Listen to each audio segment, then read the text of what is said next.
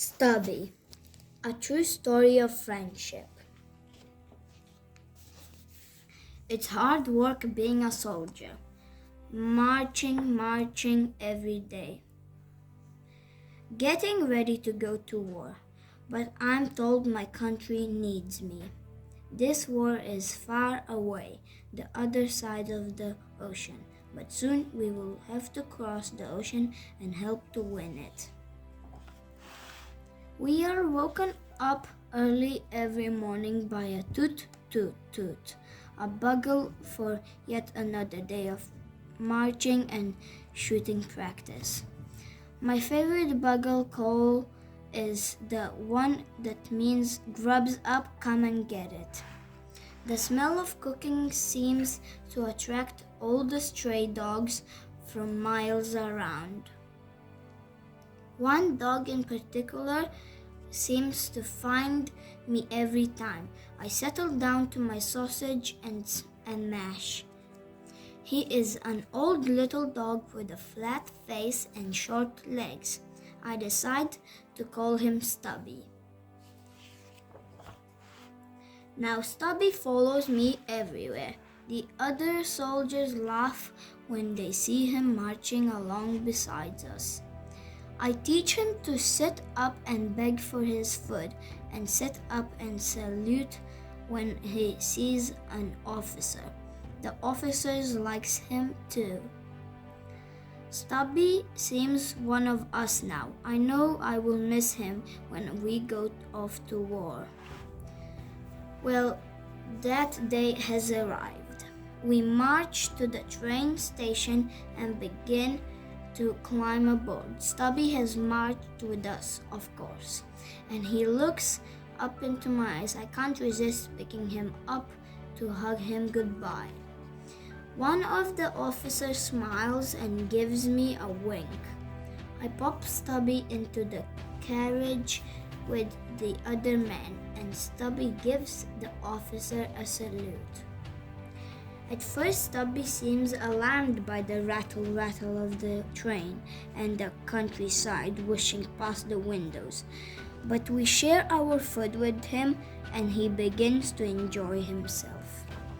When the Minnesota is well out to sea, I take Stubby out onto the deck. The sailors now think Stubby is the official mascot of our regiment. And I teach him to salute the ship's officers.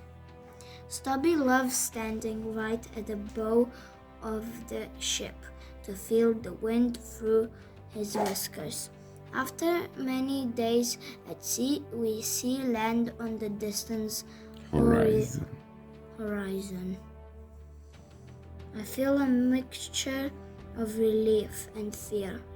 Relief to see dry land at last, but fear because it is a land at war. Things are getting serious. We have changed our soft hats for steel helmets. Soon we are marching again through towns and villages cheered on our way by the local people.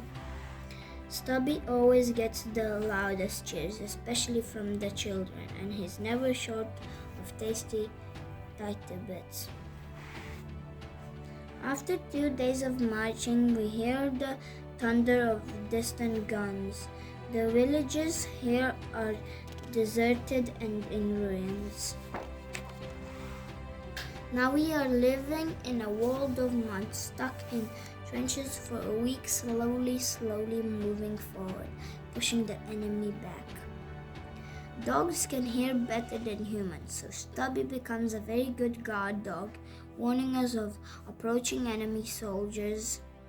One night, he finds an enemy soldier spying on us, catches him by the seat of his trousers, and won't let him go. Often, Stubby's amazing sense of smell warns us of poison gas attacks. We all put on our gas masks and Stubby's too. He has become an important member of our company. At night, we try to sleep in muddy trenches. It is cold and Stubby and I smuggle to get warm. But we cannot sleep. All night long the sky is lit up by thunderous gunfire. At dawn, an officer blows a whistle and we clamber out of the safety of our trench and charge towards the enemy guns. I tell Stubby to stay safe in the trench, but he follows me anyway. Bullets are zipping and whistling around us. I see some of our friends fall into the sea of mud.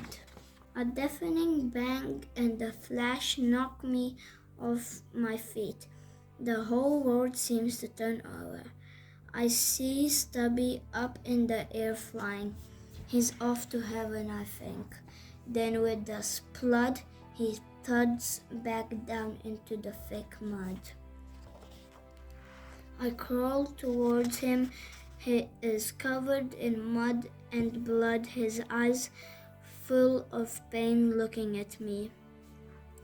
I'm sorry, old friend. I'm sorry I brought you to this stupid war. I wrap him up in my jacket and carry him back to our trench. Army doctors take him gently from me and bandage him up, just like the other wounded soldiers. He is placed carefully into the ambulance with the other wounded and driven away. Will I ever see him again? We hear he has been very popular in the hospital, limping around between the beds, saluting all the wounded soldiers. After 6 long weeks of terrible fighting, we are all cheered up by the return of Stubby.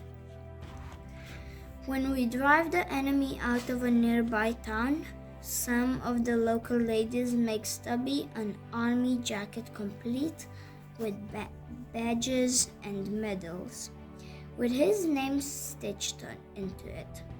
He looks so smart that even the officers salute him. At the 11th hour, on the 11th day, on the 11th month, 1918, peace is declared. The war is over. Soldiers from both sides lay down their guns and climb out of their trenches.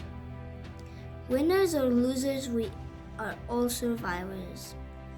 The enemy are young men like us, and we all just want to go home.